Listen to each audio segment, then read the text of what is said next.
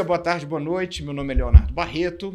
A gente está em mais um episódio do Capital Político e hoje tendo o privilégio de entrevistar o deputado Augusto Coutinho, do Republicanos de Pernambuco, que está no exercício do 4º mandato, tem muita experiência em liderar questões difíceis no Congresso e está com mais uma delas no colo, que é a regulamentação do trabalho por aplicativos. Mas antes da gente entrar nesse assunto, deputado, muito obrigado pela presença, pela possibilidade de conversar com a gente. Ô Leonardo, para mim é um prazer enorme estar com todos vocês e quem acompanha o Capital Político, que a gente possa conversar um pouco, né? Discutir um pouco, debater. Eu estou aqui à disposição, como você falou, hoje a gente relata uma matéria que, no meu entender, é muito importante, que a gente precisa fazer isso, e a gente tem muita ideia e tem, enfim, que a gente já vem debruçado sobre isso. Então, eu estou aqui à sua disposição e a de todos os ouvintes aqui. Tá bom, deputado, muito obrigado. Eu queria começar primeiro fazendo uma pergunta mais geral. Como é que está o clima de debate de política pública no Congresso, com tanta coisa acontecendo? É muito ruim, muito ruim. Quando você trata, inclusive, de política pública. Eu estou lá, como você falou, pelo povo de Pernambuco, e me honro muito por isso, há 4 mandatos. E convivi muito com o Congresso, convivi com divergências, e é natural que sempre existe, mas hoje a polarização no Brasil é muito grande. Então, é o tempo todo. A pauta, se você vai para o Congresso, para o plenário, é a pauta Lula ladrão, Bolsonaro golpista, né? É só isso. Então a gente não discute muitos temas que são importantes por uma polarização que muitas vezes só interessa a esses atores, né? E agora com a questão das redes sociais, que hoje é uma realidade na vida e inclusive como sustentação política de muitos políticos, assim, é o tipo da política que você faz agredindo, ou melhor, você faz para fazer um corte e soltar na sua rede social. Eu já convivi aí, tenho convivido com coisas que são ultrajantes, assim, coisas que chega a ser desrespeitosa, porque a gente tem debates, a gente tem divergências de ideias, a gente tem, mas sempre dentro de um respeito, de a gente discutir ideias, né?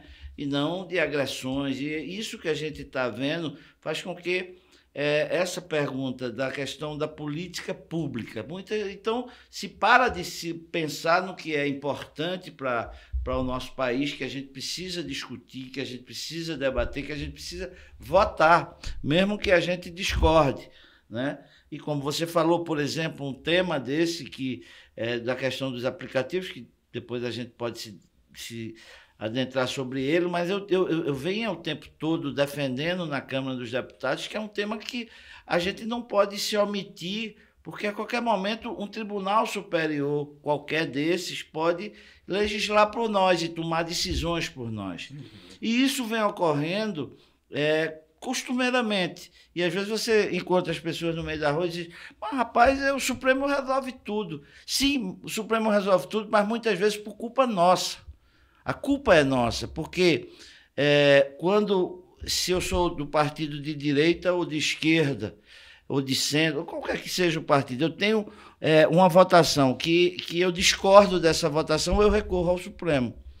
Se você for ver, partidos de direita, extrema esquerda, extrema direita, principalmente, toda semana entra com ação de constitucionalidade no Supremo. Então, muitas vezes a pessoa não entende porque o ministro do Supremo está decidindo sobre a maconha, se é ou não possível, porque foi instado por alguém, e quem pode fazer isso? Quem insta o Supremo para se pronunciar?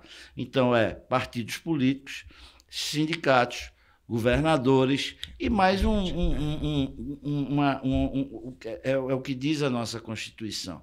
Então, eu, inclusive, já fiz um projeto que tramita na Câmara para limitar isso, porque eu já vi casos de, por exemplo, de partido político entrar com questionamento de projetos de componentes do partido. Então, é uma coisa louca, né? E uma coisa completamente inapropriada. Então, muitas vezes, quando a gente diz que a Suprema Corte está interferindo, e está interferindo demais, e eles estão gostando disso, a gente não pode permitir. Mas o que ocorre é que muitas vezes até eles são instados por nós para fazer isso.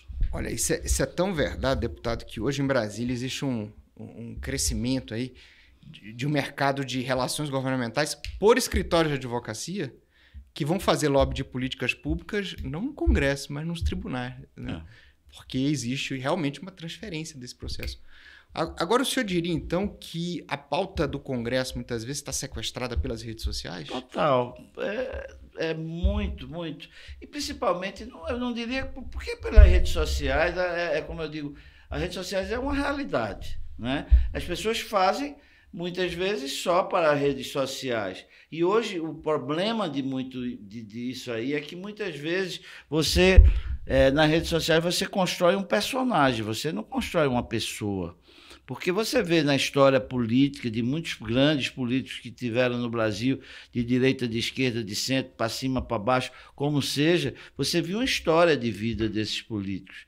Hoje você constrói personagens que muitas vezes vão lá para dentro, sentam na cadeira e faz completamente tudo diferente do que fizeram. A gente vê isso claramente, né? Que não passa um ano de mandato e já começa a se enrolar com safadeza, né? Então, essa é a realidade. As pessoas se envolvem. A gente hoje, eu acho que é um pouco... talvez a gente... Eu já tenho mais idade, mas esse pessoal, o público mais jovem, é muito imediatista, muitas vezes não quer nem ler, ele só quer ver o resumo de uma coisa, acredita, e muitas vezes você sabe que tem produção que é produção que não é a realidade. Então, é uma coisa que a gente não tem como... enfim, aconteceu na nossa vida, é bom, eu acho que é legal.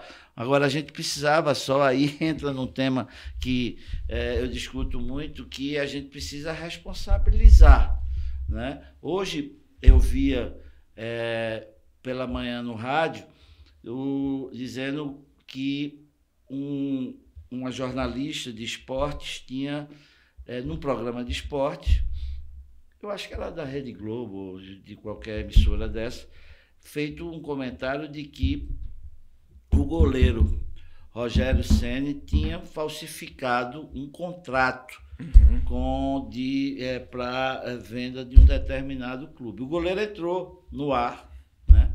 E foi permitido que ele entrasse, e ele depois ganhou uma indenização dessa jornalista, porque ele disse: eu nunca assinei nada, você está mentindo, me prove que eu fiz. E ela não provou, e ela foi condenada a R$60 mil de indenização.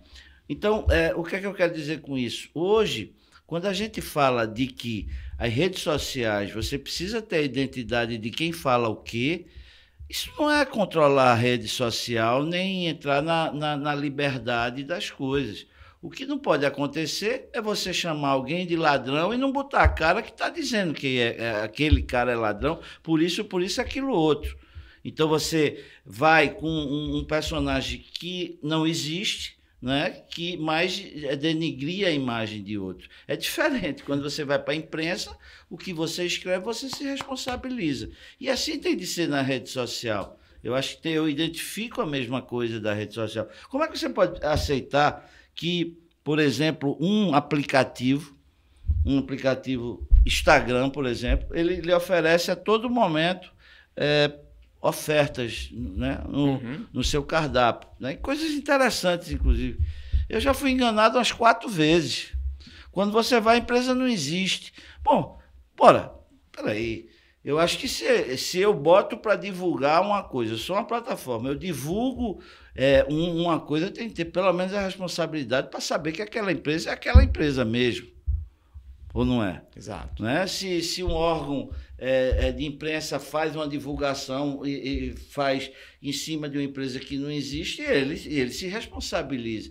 Então, são essas coisas que eu acho que, muitas vezes, essa radicalização política do Brasil hoje, ela deixa a gente embriagado e sem observar isso. Se você é à esquerda, você acha que tem de controlar. Se você é à direita, tem de deixar tudo livre. Não, não é isso. Eu não sou nem esquerda nem direita, eu sou centro. E aí é uma coisa que a gente convive diariamente com muita dificuldade em muitos temas que a gente debate no Brasil. Bom, uma polarização que também está num tema que o senhor está relatando, né, que é trabalho por aplicativo. Um lado diz que essa é uma modalidade de trabalho onde se aplica a liberdade, né, e que qualquer tipo de regulamentação visa principalmente fazer um controle sindical, um controle político dessas pessoas. Um outro lado vai dizer assim, não, isso é precarização, isso é uma superexploração e que só as plataformas vencem e ganham e que não é possível permitir que as coisas se conduzam dessa maneira. Como é que está esse debate hoje na Câmara, deputado? Bom, na verdade, eu tenho até me dedicado sobre isso desde que o governo enviou para a Câmara um PLP 12, que tratava dessa questão só dos aplicativos de 4 rodas, desculpe, ou seja, de motoristas. De motorista. Leia-se Uber, 99, InDrive, enfim, e tantos outros. Então, Urbano Norte e tal, e tantos outros. Depois, isso foi tão politizado, como você disse no início da nossa conversa, por uma questão eleitoral, ou seja, do ano, e, enfim, que era oposição, dizia que o governo estava querendo taxar o trabalhador, que não precisava regulamentar, e, enfim. Isso ficou uma coisa tão conturbada e tão distorcida, ou seja, o governo cometeu um erro, apesar de uma boa intenção do ministro e de um projeto que tem muita coisa boa, não comunicou bem. Uhum. Então, isso foi um desastre. Mas a gente se dedicou sobre isso, fez debate no Brasil todo. O que é que acontece hoje? Aí, eu como estava dizendo no início da nossa conversa, eu fiquei batendo muito na Câmara com o presidente, já era Arthur, depois Hugo, dizendo, a gente precisa regulamentar esse negócio. O Supremo já está chegando ao ponto de fazer audiência pública. O Supremo estava fazendo audiência pública e nem nos chamou, sabendo que tinha um projeto andando na casa. Ora, o Supremo não tem que fazer audiência pública. Quem legisla no Brasil somos nós, que somos eleitos pelo povo brasileiro. Mas, enfim, acontece que o presidente Hugo disse, não, vamos fazer agora. O presidente da República tem cobrado isso, o presidente Lula, que quer uma solução sobre esse assunto. E aí vamos fazer um projeto que englobe todas as plataformas, não só de 2 rodas, de 4, enfim, tudo que tem plataforma hoje no Brasil e que tem intermediação. Então, a gente construiu inicialmente um projeto, que eu diria que é um boneco desse projeto, o deputado Luiz Gastão foi quem fez esse projeto e fez um boneco para que a gente pudesse mexer, aperfeiçoar ele e tal. E foi o que fizemos. Então, agora esse assunto está na pauta. A gente já fez audiências públicas ouvindo o Poder Público, o Ministério do Trabalho, o Superior Tribunal do Trabalho, o Ministério Público do Trabalho, o Ministério Público do Trabalho, e aí depois começou a ouvir os trabalhadores, né? Não, a gente ouviu a academia também, muitas pessoas e professores que tinham estudos sobre isso em vários lugares do Brasil, e começamos a ouvir agora os trabalhadores. Ouvimos já os trabalhadores de entregas, vamos depois ouvir os trabalhadores de motoristas, depois vamos ouvir as plataformas. E daí a gente fez um cronograma para que ao meado de novembro a gente já tenha encerrado isso e já esteja pronto para estar construindo um projeto. Agora vamos discutir um pouco sobre isso. Primeiro, é um tema que precisa e é necessário que seja regulamentado. Ou seja, a OIT, já agora em julho, o tema principal da Organização Internacional do Trabalho foi trabalho por aplicativo. Uhum. E primeiro tinha a dúvida. Qual a dúvida? Ele é um autônomo ou ele é um seletista? Uma coisa que eu acho que houve um avanço muito grande e as pesquisas mostram isso, é que o trabalhador não quer, hoje na cabeça do trabalhador, ele não quer mais ser seletista, ele quer fazer o tempo dele, o momento dele. Isso é uma coisa real. Então, o senhor já sentiu? Não, já senti. Nos debates, inclusive, que a gente fez com trabalhadores, eles não perdem para ser seletista. Porque eles sabem, inclusive, experiências no mundo mostrou isso, que países que incorporaram toda a carga de trabalho como um trabalhador efetivo, as plataformas foram embora do país e deixaram. Hoje a gente está falando nós estamos falando em torno de 1.700.000 motoristas e em torno de uns 500, 600 mil entregadores no Brasil, Leonardo. É muita gente, ou seja, é um contingente de mais de 2 milhões de trabalhadores. Então, é um contingente de muitas pessoas. Disso aí, números que a gente tem, é que 70%, por exemplo, dos motoristas, eles trabalham efetivamente só com isso, mas 30% não. 70% eu já tive já é exclusivo. Mas a semana passada, um professor já deu um número só de 55%. Mas vamos dizer aí em torno de entre 50% e 60% seja o efetivo, que só faz isso. E outros fazem no complemento de renda. O que é um fato? Hoje a relação desse trabalhador com a plataforma é uma relação completamente unilateral. Só a plataforma diz como ele vai se sujeitar a fazer. Porque ela exclui o trabalhador, não diz por quê. Ela dá um tempo para o cara decidir se vai aceitar aquela corrida ou não. Se você começa a não aceitar a corrida, o danado do algoritmo lhe bota no fim da fila e você ele não oferece mais corrida para você. Então você fica amarrado, ou seja, e muitas vezes, e o que é pior, muitas vezes ele não sabe nem quanto está ganhando. Quanto ganhou? Se uma corrida de R$100, ele não sabe quanto ficou para ele. Ou seja, dizem eles que às vezes a plataforma pega mais de 50% de uma corrida. Veja, uma intermediação desse jeito é uma relação que não está correta.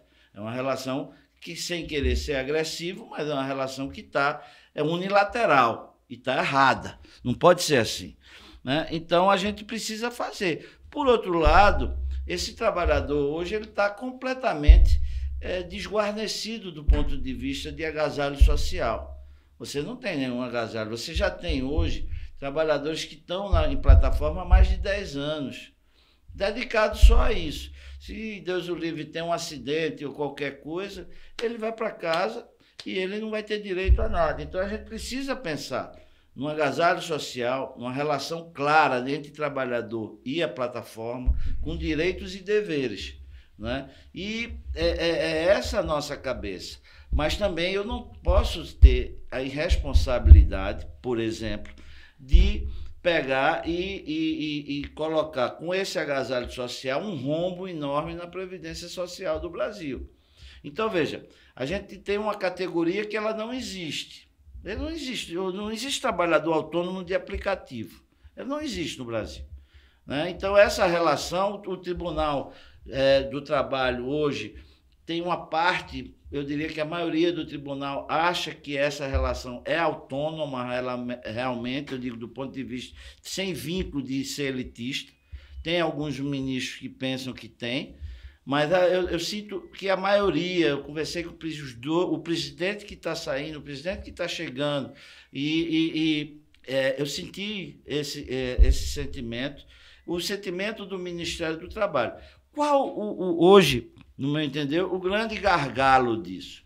Primeiro, em algumas situações, no caso dos aplicativos de 4 rodas, eles querem exigir um valor mínimo por corrida. Esse é um problema real. Ou seja, eles querem R$10 o mínimo, como se fosse a bandeirada que o táxi tem. Só que R$10 em Brasília não é R$10 em Juazeiro, na Bahia. Não é R$10 em Petrolina. Não é R$10 em Macapá. O Brasil é um país desigual e diferente. Então, a gente precisa ter o cuidado, porque eu também não posso fazer e fazer um projeto em que a gente coloque uma realidade que é numa cidade e acabe com os aplicativos em cidades menores do Brasil, que elas existem. Então, a gente precisa. Esse é um problema. Outro problema, a questão social, ou seja, como a gente vai agregar esse trabalhador. Né? Então, existe uma tese de que seria interessante que eles fossem o MEI, o microempreendedor individual, como o governo anterior criou o MEI caminhoneiro, né? Mas com valor diferente. Aí é um problema. A Previdência Social diz, eu não tenho condição de absorver 1.700.000 só de motoristas como MEI, da assistência social, isso vai causar um déficit salarial de mais de 1 trilhão. Né? É o que me disseram no PLP 12. Então, e é justo só o trabalhador pagar, o Estado, as empresas não pagarem, e as empresas não tem problema de pagar. Mas se for MEI, eu não tenho como cobrar das empresas. As empresas não estão botando impeditivo de dar uma contribuição também? Não, justiça seja feita que não. Porque, na verdade, Leonardo, eles têm o interesse de fato organizar isso. Isso é uma incerteza de relação jurídica para eles muito grande. Né? Todo momento é um juiz aqui dando uma decisão. Enfim, isso deve dar um trabalho enorme, um custo enorme para eles. Então, o que é que eu acho que eles não se abstêm disso? A gente precisa, e quando você vai, por exemplo, então a gente precisa cuidar dessa parte. Né? Então, o trabalhador. Você falou aqui, eu anotei, a questão sindical. Foi uma das brigas que começaram a discutir, porque o ministro era sindicalista, ele queria impor. Não é o ministro que é sindicalista. É que a lei brasileira diz apenas que todo trabalhador ele é representado por um sindicato no Brasil. Todo trabalhador. Aí você pergunta, mas tem sindicato de motorista? Não existe nenhum no Brasil. Isso é uma coisa que precisa ser construída. Então tem certas coisas que eu não vou brigar com a lei já existe. É como horário de descanso do trabalhador. A lei diz que todo trabalhador, cumprimentar o meu amigo Rúmio. Vamos aproveitar? Bom, então você veja, aí hoje tem a questão de descanso. É uma realidade, ou seja, a lei brasileira diz que todo trabalhador tem que ter 11 horas de descanso por dia. Eu não vou afrontar isso. O trabalhador ele tem de ter a consciência que ele tem 11 horas, ele tem de dar 11 horas de descanso. A plataforma não é que vai fiscalizar ele, não. Ele que tem de se fiscalizar. Se ele amanhã faz 15, ou seja, o Ministério do Trabalho, numa fiscalização de amostras, por amostragem, pode checar e ele vai ser penalizado por isso. Não é? Eu não vou criar um órgão público para fiscalizar, não faz sentido. Então, se amanhã ele se envolve num acidente, se identifica que aquele motorista estava cansado e por isso ele tem de ser responsável por isso. Né? Agora, eu tenho de dar segurança a esse motorista. Eu não posso admitir que o motorista vá atender a uma pessoa e seja um personagem fake que vai assaltá-lo. Não, como é que a plataforma vai me enviar uma pessoa que ela não existe? Ou melhor, isso serve para o outro lado. Como é que ela vai me mandar um motorista, que eu vou mandar minha mulher, meu filho ou eu mesmo, e esse motorista, ele não existe, ele trabalha com o nome de outro. Isso é muito simples de você regulamentar. Então, são essas regulamentações. Quando você vai na questão do entregador, né? Veja, imagine só. Hoje, aonde você anda, qualquer estado que você vá, você chega lá e tem, em hospital de trauma, você pega que 70%, 80% do hospital está consumido por desastre de moto. Isso é uma realidade, ou seja, um país pobre, as pessoas compram mais motos, mas não tem quem me diga que esse incremento desse tipo de entrega ou qualquer coisa aumentou muito isso. Essa conta hoje vai para a conta do Estado. Se o cara se acidenta, ele vai para o hospital público. Se ele tem alguma coisa de INSS, ele vai ficar sendo pago o resto da vida pelo Estado brasileiro. Isso é justo? Não, não é justo. Quando a empresa está faturando. A gente precisa criar alguma novidade a respeito disso para dar um seguro a esse trabalhador. Eu acho plenamente razoável. E pelo que eu ouvi, assim, já tem empresa, inclusive, que faz isso, né? Porque eu não gosto de ficar nominando, porque claro, mas a gente tem empresas no de entrega, uma que domina, eu acho que 85%, que é a iFood, e no outro é o Uber, que domina seus também 85%, né? Mas o que eu vi ontem, inclusive, numa audiência pública, é que o iFood parece que já paga esse seguro. Alguma coisa. Mas a gente precisa também dar a questão social, né? Porque o seguro Então a gente precisa pensar, e eu acho que esses são os grandes gargalos. Porque o resto é outra coisa que é preciso, você ter clareza no que você está recebendo, né? Você ter clareza. Então você não pode chegar, e dizem eles, né, que recebem e não sabe quanto foi pago, ou seja, quanto o cara quanto o cliente pagou, quanto ele recebeu.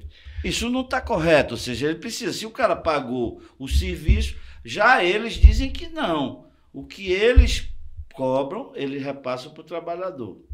É o que eles dizem. Mas, enfim, a gente precisa só botar isso num papel e dar estabilidade, inclusive, para essas empresas de trabalho. A gente precisa também, e essa é a nossa ideia, de identificar exemplos que tiveram fora do Brasil. O mundo todo está discutindo isso.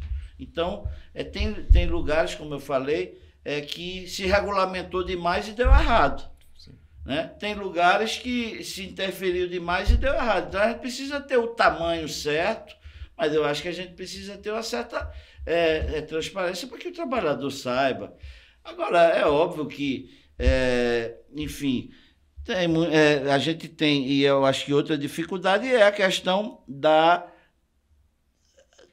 de ser um país continental, o Brasil, com todas essas diversidades que eu falei.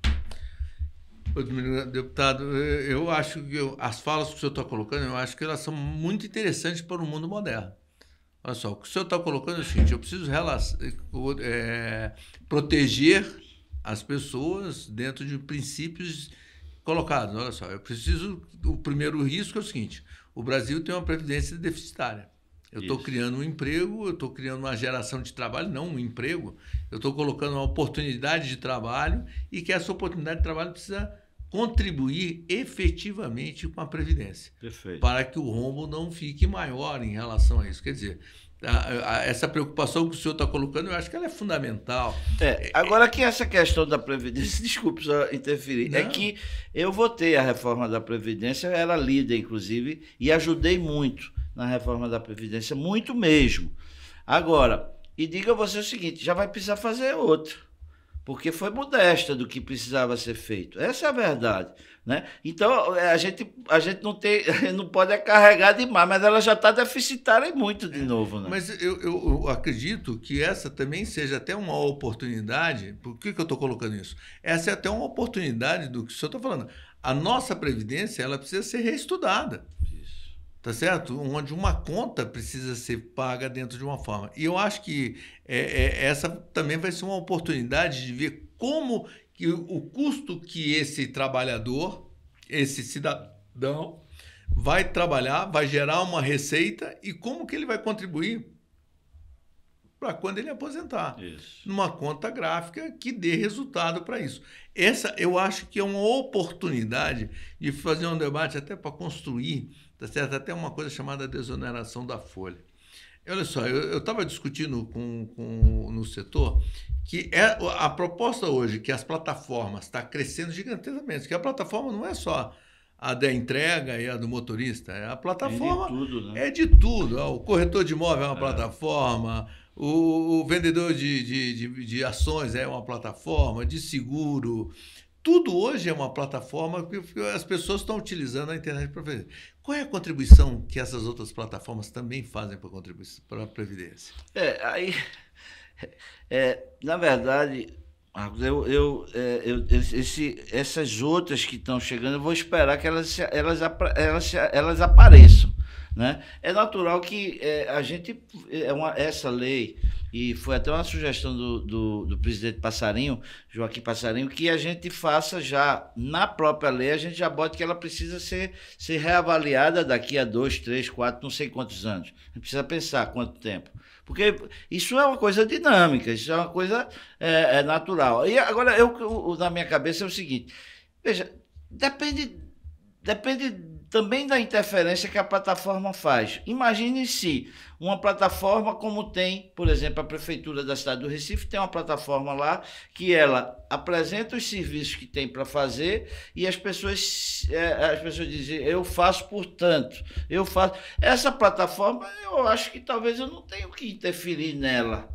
Eu não tenho, é uma relação unicamente de apresentar. Então a gente precisa fazer, ou seja, até que ponto um trabalhador fica dedicado àquela plataforma, ele está vinculado àquela plataforma, ele corre risco com aquela plataforma, e aí eu acho que é isso que a gente precisa pensar, porque se a gente não vai conseguir, no meu entender, e com o tempo de política que eu tenho, muitas vezes a gente não pode fazer o perfeito, mas a gente faz o que é possível e ideal, né? E que melhora muito. Assim eu consegui fazer na lei das licitações do Brasil, que eu fui relator, e foi uma lei que a gente conseguiu. A lei de adoções, que foi uma coisa também que a gente conseguiu avançar e melhorar. É perfeita? Não, tem outras coisas, mas a gente primeiro tem de fazer e depois a gente ir ajustando. Mas a questão que pega muito, né, nessa questão dos aplicativos, primeiro eu queria, e isso é uma questão também que precisa ser dito. Muitas vezes, o que eu noto, a gente vê nas audiências públicas, as pessoas que vão representando associações, vão com um discurso unicamente político para esculhambar a plataforma, dizer que não presta, dizer que não sei o quê, que pega o trabalhador para extorquir o trabalhador. Mas muitas vezes, você conversa com o trabalhador e ele gosta da plataforma. Ele gosta do trabalho que ele faz. É engraçado. E quem me chamou isso foi minha mulher. E às vezes eu vou no Uber, eu vou, né, provocando, né? Esse pessoal. Aí o cara começa a defender, né? Porque ele gosta do trabalho que ele tem. Então, se a gente regular isso, é óbvio que o empresário tem de ter o lucro dele, é legítimo que tenha. Agora, ele tem de ter o respeito ao trabalhador, ele tem de ser claro com o trabalhador. E o Estado tem de entrar, no mínimo, nisso aí, dando apenas essa seguridade que precisa ser dada. Hoje, a gente tem como categorias de trabalho, por exemplo, o seletista, né, que está num ponto, e o autônomo, que está no outro, né? Vamos imaginar assim. Aonde que esse cara vai ficar? Veja, tecnicamente ele é um autônomo por aplicativo. Agora, existe aí termos, é que eu não sou advogado, eu sou engenheiro, termos que às vezes eles não gostam de usar o termo autônomo porque tem algum desdobramento, ou o próprio aplicativo não gosta, a gente vai precisar encontrar como é. Mas, em tese, é um trabalhador autônomo por aplicativo. Não existe isso. Essa no Brasil, não existe. Outra coisa que precisa ser dito. A gente não sabe, e eu fui ouvindo, né, e sabe, por exemplo, hoje, na questão das entregas, você tem uma empresa, como eu disse, que acho que detém 85%, que é a iFood, mas do mercado de entregas do Brasil todo, ele só tem 13%. Aí você diz, opa, que é isso? Não, é o cara que no domingo, no sábado, na sexta, ele vai lá para a pizzaria, ou vários daquilo, e fica fazendo o bico dele com a pizzaria. Entende? Muitas vezes, a plataforma ela só intermedia a base dele, o cardápio, qualquer coisa, mas a entrega é a própria firma que faz. Então, a coisa que a gente vai entendendo um pouco essa lógica, a gente vai ter de ser competente para fazer uma coisa que dê como eu volto a dizer, esse respeito ao trabalhador. O trabalhador não pode ser ser... mas tem coisas que eu penso nisso e que talvez precise ser resolvido nas cidades. Porque eu vou, na lei nacional, dizer qual é o tamanho que tem de ter de um apoio de tantos pontos, eu não vou conseguir fazer isso.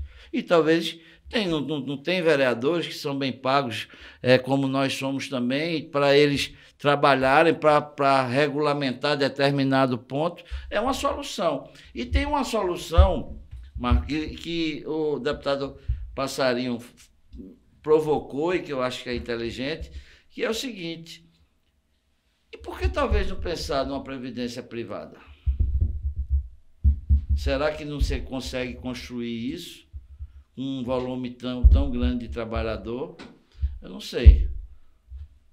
Não sei. O que parece é que o projeto ele tem que ter um nível de flexibilidade, né, para acomodar tanto situações que não estão previstas pela CLT, que é muito antiga, como prevendo também várias modificações que já estão endereçadas aí para os próximos anos. Né? Mas o mais interessante, deputado, o senhor colocou um ponto importante. Você vê que as próprias plataformas, elas têm competições dentro do mercado e que competem com elas. Olha só, o senhor falou, olha só, eu tenho um pessoal que tem eu quero a plataforma para vender, mas eu não quero a plataforma para entregar. Porque eu vou fazer o meu jeitinho lá com o meu... Exatamente. Como é que fica essa relação? relação? O cara vai se responsabilizar. E como é que eu vou isso? proteger essa pessoa que está do outro lado?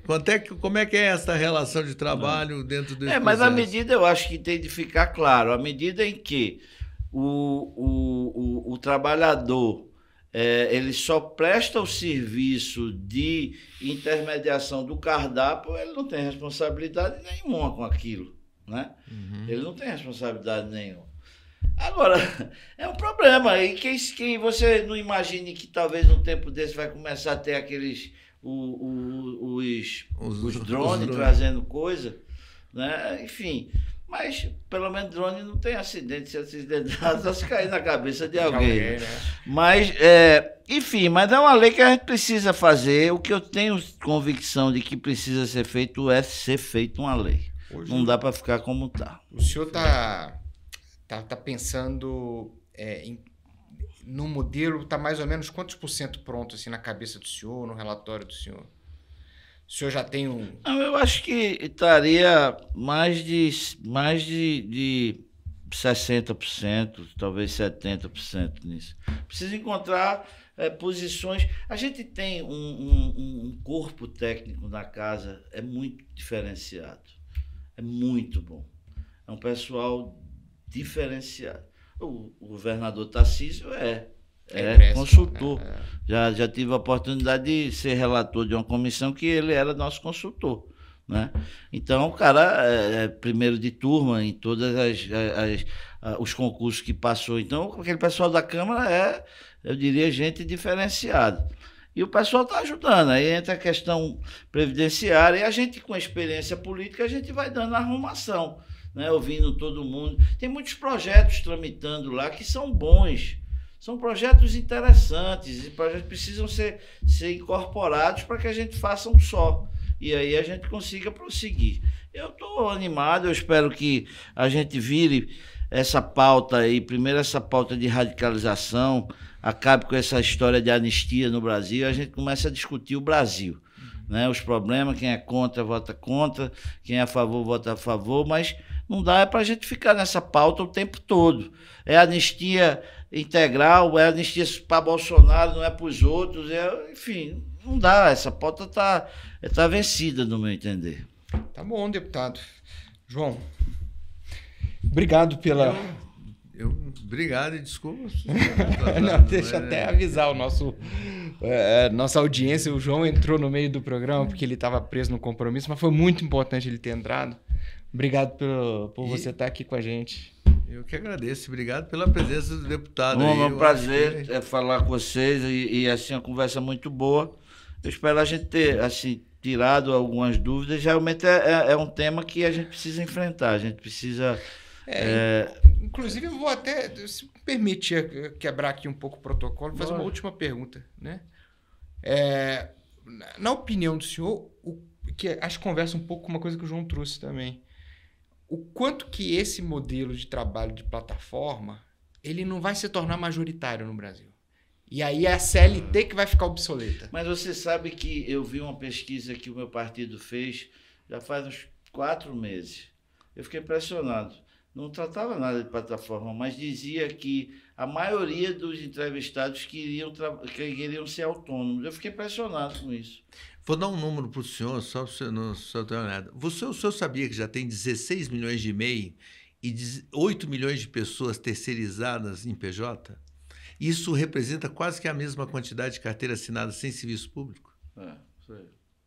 Então, essa afirmação dele ela é importante. Agora, porque a discussão da Previdência em relação à plataforma pode ser uma discussão que pode se tornar até um exemplo para ser uma consolidação de um processo. Por isso que eu estava insistindo na Previdência, que eu acho que é um momento de se ter, pode ter um momento de discutir a Previdência em si num modelo futuro que dê a sustentabilidade da forma que é hoje. Porque se não mexer numa forma inteligente com as plataformas, o modelo antigo está falido, como o senhor falou. Vai ter que julgar. Eu acho que esta é uma oportunidade interessantíssima de olhar esse processo. João, mas tem uma coisa que é mais grave, é que esse problema do MEI é um problema muito sério. O MEI está defasado há 7 anos, já chega a 50% a defasagem do valor de quem é MEI para quanto deveria ser. Tem projeto lá, por exemplo, o MEI me parece hoje que é 80 mil, 80 né? 70, aí o projeto já vai para 130 mil. Agora, o Ministério das Micro e Pequenas Empresas concorda, acho que é justo, mas quando você vai para o Ministério da Economia, o MEI é outro grande problema. Se a gente não construir uma escadinha, não construir uma rampa para a pessoa ir crescendo, porque sabe o que acontece no Brasil? O problema é esse. O cara, muitas vezes, ele é MEI, mas ele passa do faturamento, ele bota a mulher MEI também. É o jeitinho brasileiro, que a gente tem essa cultura que vem da nossa cultura. É legítimo também pro cara, né? Tá protegendo. Então a gente precisa criar uma coisa inteligente que ele não tenha, ele tenha esse estímulo de fato, ele crescer e melhorar. Eu estou falando isso porque é o seguinte, se o senhor pudesse ter a oportunidade, eu vi um estudo, eles não mostraram, mas eu vi o estudo na Receita Federal, tá certo? Onde uma pessoa demonstrou que o senhor sabia que se aumentar um imposto em 1,4% ou 1,5% sobre o faturamento de tudo no Brasil, eu posso desonerar a folha? Enfim, em relação à Previdência? Olha só a conta interessante de se fazer. Deixa eu ver, mas aí eu vou provocar uma coisa. O Brasil, a gente desonerou a folha em determinados setores, que era um momento... A gente já renovou essa renovação. Eu não tenho nenhuma segurança de que isso, de fato, gera emprego, né? Mais emprego, e é um custo grande. Não, mas eu estou falando, eu estou entendendo o que você está dizendo. Você não está dizendo, é uma coisa geral. É uma coisa... porque é o seguinte, quando você pega setores, você que na realidade... Beneficia... mas coelhos, quando você vai fazer uma conta única, olha só, eu tenho um bolo que eu tenho que receber X bilhões de reais por ano, ou trilhões, tá certo? E qual o fator que eu chego lá, onde que todo mundo que emitiu nota, com uma nova legislação, vai ter que pagar para desonerar a folha. Eu diminuo o custo da folha do empregado, tá certo? Dentro desse processo, e garanto em cima de uma realidade de uma conta nova. Esta é uma coisa interessante, porque até para demonstrar que isso é uma forma que flexibiliza a questão do trabalho. Eu gosto de usar um exemplo. Eu vi uma entrevista do Mujica, e o Mujica falou uma coisa impressionante, ele criticando a nova forma de trabalho e a forma como as pessoas viam. Ele falou na entrevista dele, eu briguei durante 20 e tantos anos para diminuir o horário da carga de trabalho dos médicos, porque ele era médico, de 8 para 6 horas. Aí ele falou o seguinte, mas a minha maior decepção foi que 2 anos depois, quando a gente foi avaliar a lei, o médico estava trabalhando 12 e a hora do trabalho tinha sido reduzida em 30%. Quer dizer, ele estava ganhando mais, mas estava recebendo menos pela hora trabalhada. Então, o que eu acho que é interessante nisso é que o mercado vai ajustar com isso. E a gente precisa ajudar a Previdência dentro de uma filosofia de transparência sobre a relação de trabalho e do mercado. Então, esse é um problema, assim... Porque é o seguinte, por que eu estou falando isso? Olha só, hoje eu conheço muita gente que complementa salário. Ele vai, pega final de semana, vai fazer Uber, ele pega uma noite, ele sai do trabalho, ele trabalha mais 2, 3 horas em relação a isso.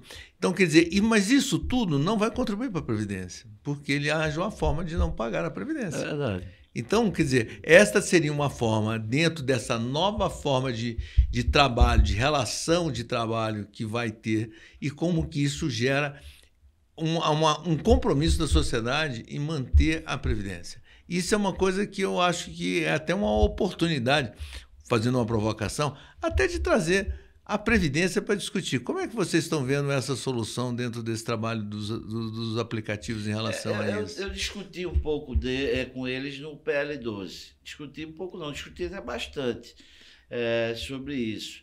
Mas acho que você deu uma grande ideia. Eu acho que a gente vai precisar, inclusive, fazer uma conversa, uma visita, e eu vou provocar isso ao ministro Volney, para que a gente possa ouvi-los, né, o que é que eles pensam também sobre isso. Eu sei o que o Ministério do Trabalho pensa, e a Previdência pensa da relação a 2 rodas, mas não sei a 4 rodas, não sei de 2. Então a gente precisa ver, esse modelo precisa ser... o que der para um, eu acho que vai ser mais ou menos o perfil do outro. Enfim, a gente tem muita coisa para fazer. Agora, eu sou, só para encerrar, eu sou um otimista no Brasil. A gente, muitas vezes, eu tive a oportunidade de, como deputado, votar alguns pontos que são históricos. A reforma da Previdência, a reforma trabalhista, e tive a oportunidade de ser um dos relatores da reforma tributária, que essa sem dúvida, eu não tenho dúvida, que nós vamos mudar. A gente vai ter hoje, a gente tem um dos piores sistemas tributários do mundo, e a gente vai passar a ter um dos melhores, tenho certeza disso, e o Brasil vai ser outro depois dessa reforma. E aí eu acho que aí vai engrenar toda uma nova lógica, inclusive nessa questão da Previdência, como você falou. Eu sou tão otimista como o senhor. Eu nunca apanhei tanto na minha vida como eu apanhei na reforma tributária por defender essa reforma. E eu falo uma coisa para você. Eu, pessoalmente, acredito que essa reforma é um marco histórico para as pessoas entenderem o que é tributo no Brasil. Isso. Porque eu tenho vários clientes meus, viu, deputado, que eu brinco, eu falo o seguinte, quem paga o imposto do consumidor é o consumidor. Então o setor falava assim, eu vou pagar mais imposto. Não, quem vai pagar é o consumidor.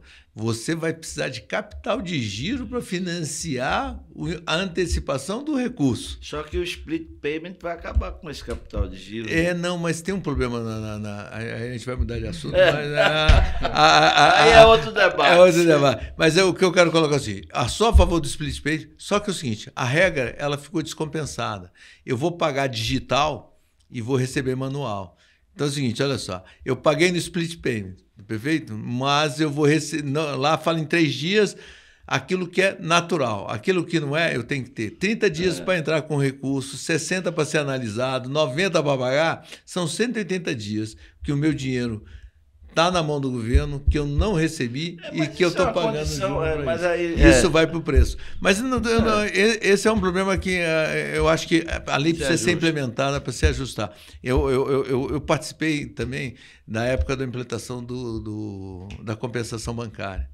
A discussão era a mesma. E hoje ninguém quer sair da compensação bancária. Então, a reforma tributária, na minha visão, vai ser a mesma coisa. Vai, também acho. E eu falo o seguinte, é uma oportunidade da gente ver o Brasil crescer. E essa lei que o senhor está relatando, eu acho que vai ser um marco, tá certo? Para que as pessoas ganhem referência do que é legislar sobre o novo. Perfeito, muito bom. Parabéns aí. Obrigado. Pelo trabalho e pela posição que o senhor está. Espero que essa expectativa seja atendida por todo mundo, que é essa a ideia nossa. Inclusive, fazer uma lei, se tiver algum ponto que uma parte concorda de um jeito, a gente separa e vai para o voto. Quem tiver mais voto faz e determina. Eu tenho provocado muitos parlamentares, vou fazer uma pergunta para o senhor aqui mesmo só. Eu falo muito que o parlamentar, a gente pega um aspecto econômico e politiza o tema. E politizar um tema fala o seguinte: o parlamentar está prestando serviço para a população.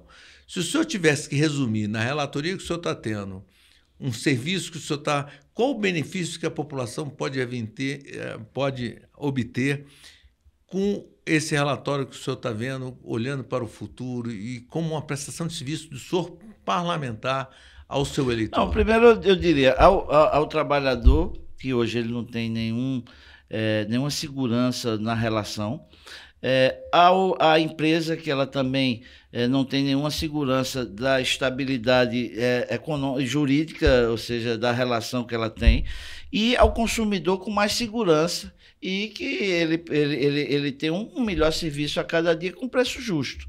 Então, eu acho que a gente atenderia a todos esses, porque, na verdade, a questão dos aplicativos, ele se incorporou na nossa vida. E a gente gosta, eu pelo menos gosto muito. Né? Tá em casa, querer tomar um sorvete, não ter de ir na sorveteria, você faz um pedido, com 40 minutos está chegando, você escolhe e tal. Isso é uma coisa fantástica. Né? Uma coisa muito interessante. Você não poder beber, aí vai levar o filho numa festa, aí já é um rapazinho, mas não pode guiar, você manda ele num aplicativo. Isso é uma coisa maravilhosa. Você precisa dar segurança para que não tenha excesso. É óbvio que a lei por si só, ela não consegue resolver todas as mazelas, porque se fosse assim, a gente fazia uma lei no Brasil. É proibido roubar o outro. Aí pronto, estava metade dos problemas resolvidos. Né? Mas não é assim. Muito obrigado, foi um prazer enorme aqui. Boa conversa. Obrigado. Obrigado, João, e até a próxima. Até a próxima.